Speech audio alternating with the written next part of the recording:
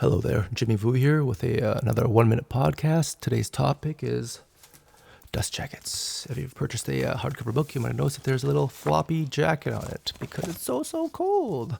No, it's for dust, or so I thought.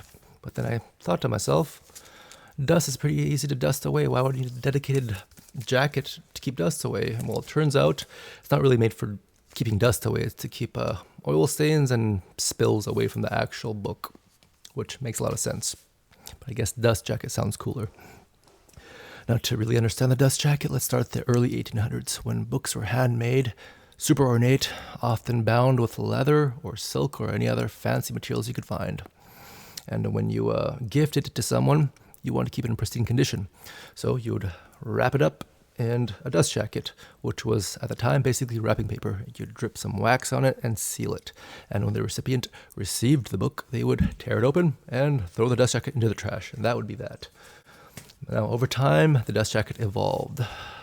The bottoms and the tops were removed, and that way you could open up the book and keep the jacket on. After World War I, more artists were willing to work in a corporate atmosphere, so there was kind of a renaissance renaissance of art that happened on book dust jackets.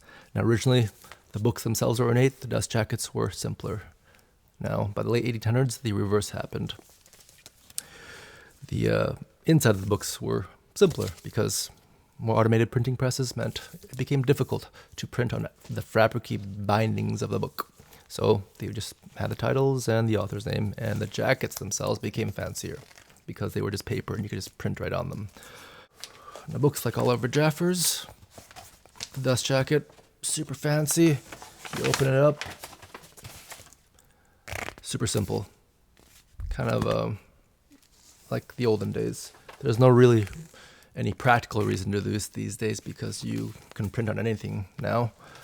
But I like it, so I did it with my book. What if you found a wormhole?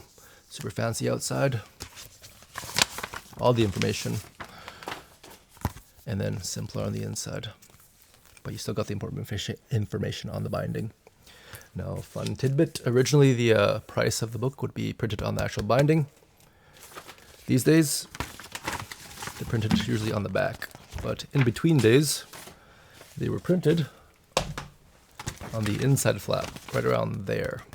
That way, if you gifted it to someone, you could cut out the little price, close the book, and you still have a pristine-looking gift to give to someone.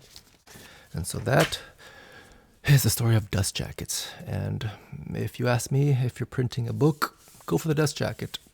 It's about probably 10 to 20 cents per jacket to make, which in the grand scheme of things is very little, but gives your book a very fancy flair to it.